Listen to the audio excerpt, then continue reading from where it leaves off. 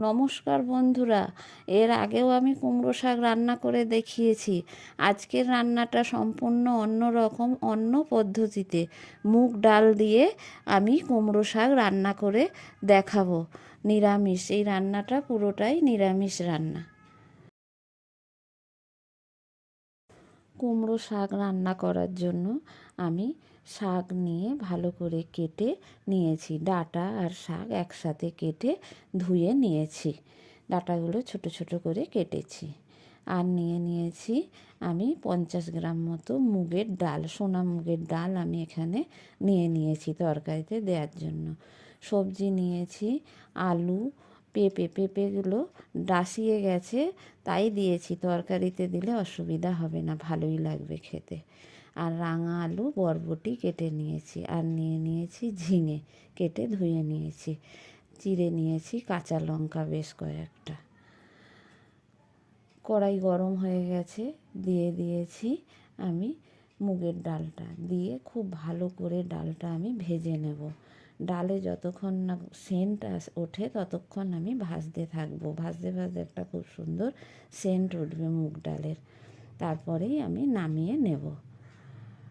খুব ভালোভাবে ডাল ভাজা হয়ে গেছে, নামিয়ে নিয়েছি। দিয়ে দিয়েছি কড়াইয়ে সরিষার তেল, ফোড়নে দিয়ে দিলাম শুকনো লঙ্কা আর 5 ফোড়ন, দিয়ে দিয়েছি চেরা কাঁচা লঙ্কাগুলো, দিয়ে দিলাম আলু আর রাঙা আলু। আলু আর রাঙা আলুটা একটু প্রথমে আমি ভেজে নেব। দিয়ে দিয়েছি লবণ, দিয়ে রাঙা আলু একটু ভেজে নেব। ভাজা হয়ে গেলে তারপরে দিয়ে দেব আমি পেঁপে আর বরবটিটা। দিয়ে বরবটি পেঁপেও আমি আলুর সাথে খুব ভালো করে ভেজে নেব। খুন্তি দিয়ে খুব ভালো করে নেড়ে চেড়ে নিচ্ছি। নিয়ে আমি বেশ খানিকটা ভেজে নেব।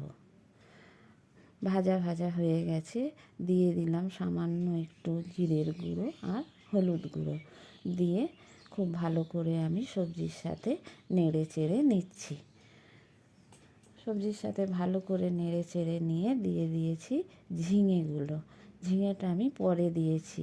ঝিঙে প্রথমে দিয়ে দিলে বাকি সবজিগুলো ভাজা হয় না, ঝিঙে থেকে জল ছেড়ে দেয়, তো সেই জন্য ঝিঙেটা সব সবজিগুলো ভেজে নেওয়ার পরে দিয়ে ভালো করে আমি ঝিঙেটাও সবজির সাথে ভেজে নিচ্ছি। ঝিঙে ভালো করে ভেজে নিয়েছি। এবার দিয়ে দিচ্ছি কেটে রাখা শাকগুলো। শাকটা দিয়ে সবজির সাথে খুব ভালো করে খুন্তি দিয়ে মিশিয়ে নিচ্ছি। দিয়ে দিচ্ছি একটু লবণ, যাতে শাকটা কমে যায়। লবণ দিলে খুব তাড়াতাড়ি কমে যায়। শাকটা ভালো করে মিশিয়ে নিয়েছি। এই দেখুন, লবণ দিয়ে দিয়েছিলাম বলে খুব তাড়াতাড়ি কমে গেছে।